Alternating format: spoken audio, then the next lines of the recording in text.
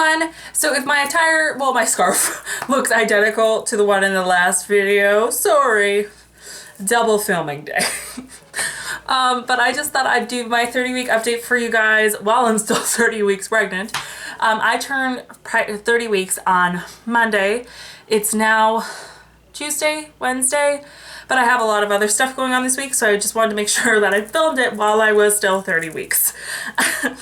I have a little bit to talk to you guys about this week. Just some different things that have went on, both symptom-wise and then just preparing wise. I don't know what to tell you. So anyway, so first thing, I guess we'll start with like medical things that have went on.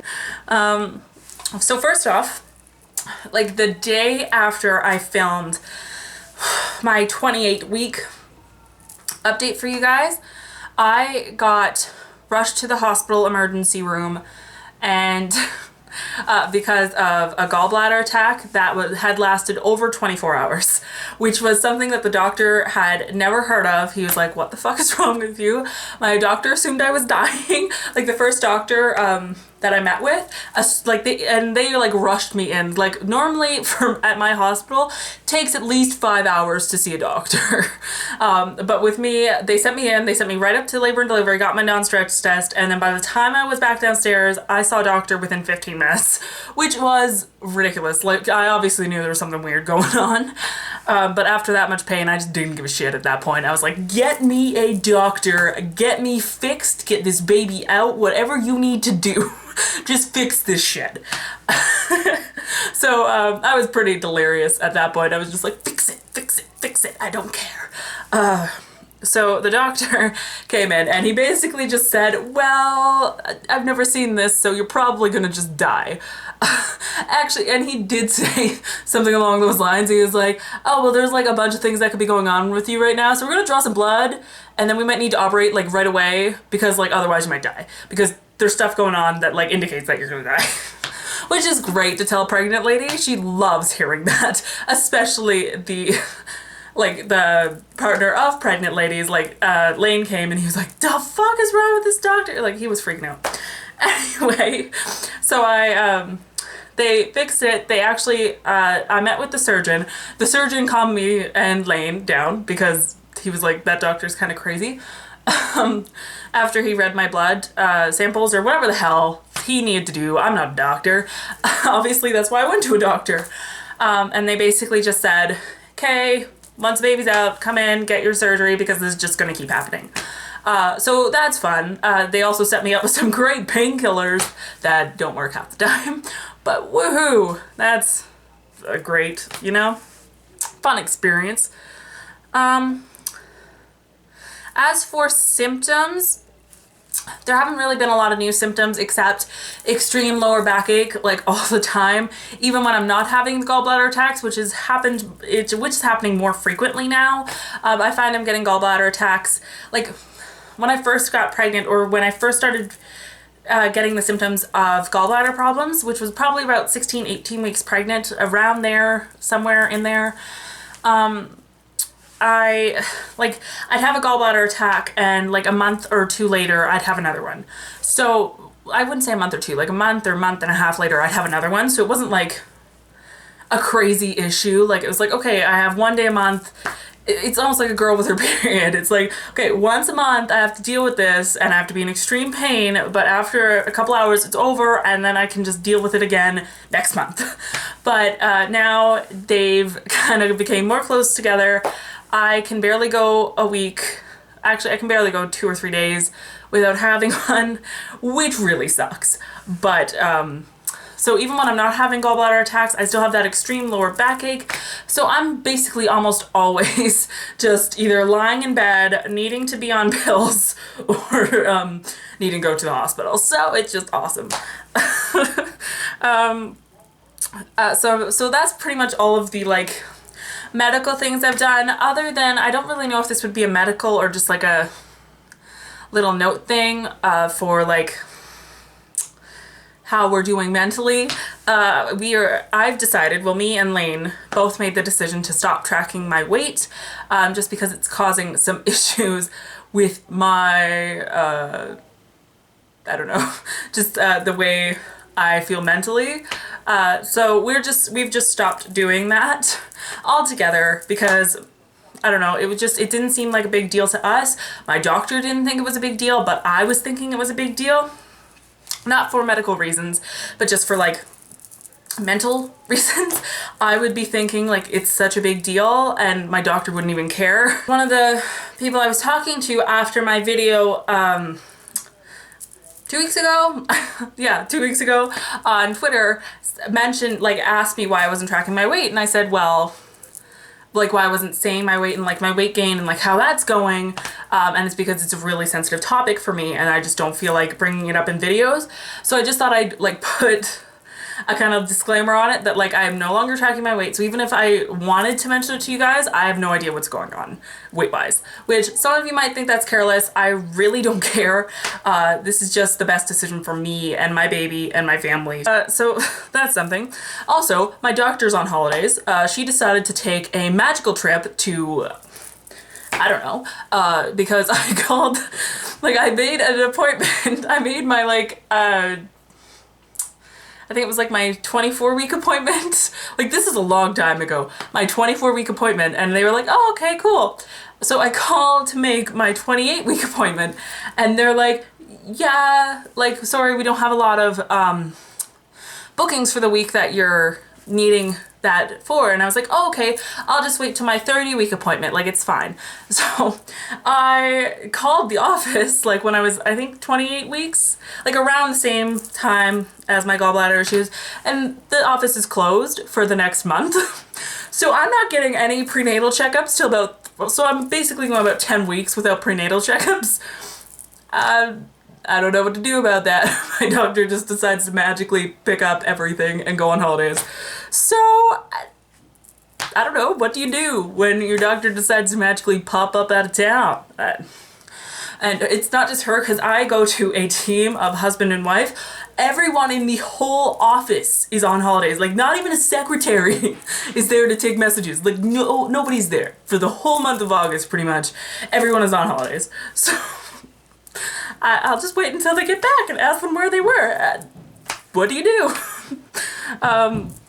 So as for some preparation things for Audrey's birth, we have printed out all of our copies of our birth plan, which is great because our hospital recommends between 4 to 5 copies. So we have 5 printed out just in case, because you need one for the doctor, one for the pediatrician, and then one for the night nurse, one for the day nurse, and then one at the general nurse's station, just in case any other nurse decides to come check on you. I don't know. So we printed out 5 and filled out 5. If you guys want to know what type of birth plan template I'm using, you guys can check out my pregnancy hits and misses video, which will be linked down below as well as up in the corner in one of those little handy information tabs. So that's been great. I actually convinced Elaine to help me out with those, so props to him. He actually like filled out all of the information correctly. It was nice. So I didn't have to like sit there and like fill out like, what is that, like 5 times 30 pages of just information that is pretty basic. And then the other thing we've been doing is figuring out the hospital bags. Because we're taking 2, and we are taking one for Audrey and then one for me and Lane, because he plans to stay at the hospital with me. The average stay at my hospital personally, they say is about 24 to 48 hours.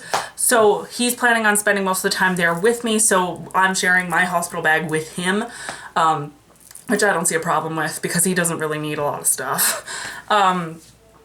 So actually I should correct that. We're taking one hospital bag for Audrey, one for us, and then our train case full of toiletries.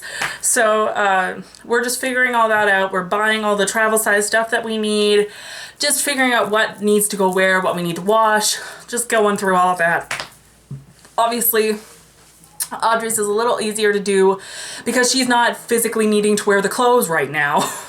So it's kind of figuring out like what clothes can I do without for the next however many weeks, and what clothes can't I do without and what clothes can I not do without but I'm going to need at the hospital. Like, it's figuring out that situation for me and Lane that's the hardest. Now, I do have a few little baby buys. I thought about it and I've decided to start including baby buys at the end of my last update, at the end of my next, like, hopefully at least like 8 updates. If you guys know from previous videos, I am a candidate for preterm labor. So I just want to make, I want to make it till 37 weeks, okay? That's all I want. That's all I want. So if I can get at least like another 6 of these updates in, actually not 6, another 3 updates in, I will be perfectly happy. So I thought I'd include just like that, the last 2 weeks worth of baby buys at the end, or like the highlights of which, because I've just ordered so much clothes and so many things off of the internet that I'll probably just do a haul and that will be the end of that. But just in case, I thought I'd show you guys some of our highlights from the last 2 weeks. So the first thing we got was her baby book. I know a lot of people say to wait until after your shower, but my shower is actually really late just because my mom has other work obligations and she's the one throwing me my shower. So my shower isn't until exactly a month before my due date, and with me being a candidate for preterm labor, I'm kind of stressing out about that because I need things. So we were walking through, I think it was Walmart the other day, and Lane was like, oh, this is the cutest book ever, I need it, let's get it and start filling out stuff. So it's just super cute. It just has like the classic Disney Pooh characters on the front, and it says my sweetest memories, and this one is just so adorable. We've already filled out some of our personal information, so I can't exactly show you guys, but this just seems so great. So this is definitely going in our hospital bag so we can get her little handprints and footprints as soon as she comes out. The next thing Lane got, which was also from Walmart, he's just so, he's different, okay? He found this little like hooded watermelon towel. And he was like, oh, well, she could be a cute little watermelon. So this is definitely just so cute. It's one that she'll have to grow into because I believe this is toddler size, but we're kind of expecting a big baby because we're both bigger people, so we'll see how long it takes her to grow into this, but I just think that's so adorable. So the next thing I have is this little kitty sleeper, which is kind of a summer sleeper. Like, it's rather thin fabric. I don't know if you guys can see through it. I can through the lights, but it is just this adorable little kitty. Oh, focus went. This adorable little kitty sleeper.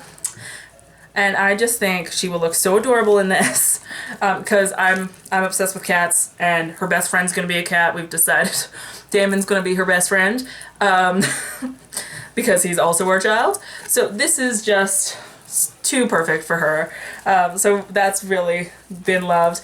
This, I have to say, even though I've mentioned like 2 of Lane's favorites in this, I think this might be his like ultimate favorite of anything we have bought for this baby so far. And it is a little Batman or Batgirl, I don't know, I'm not a superhero person, but it's just this little tiny onesie with little cap ruffle sleeves, and it says stay calm, I got this, with the little bat symbol.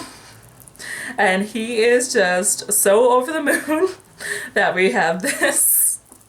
It is just too cute. So that's probably his favorite one. And then the last baby buy for the last 2 weeks would probably be our Diaper Genie, which I'm not going to lift it up because it's pretty heavy.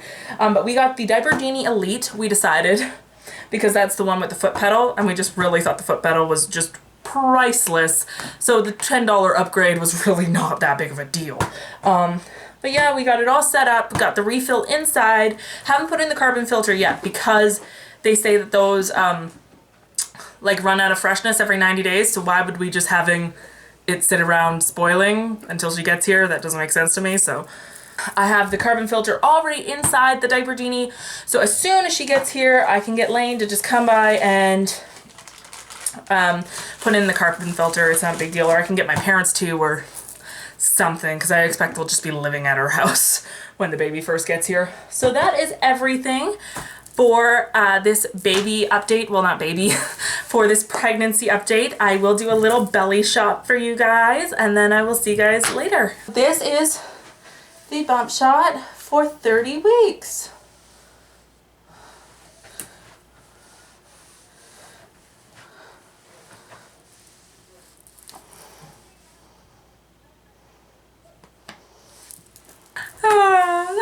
getting so big, you guys, and I feel like I'm just getting so out of breath and just crazy.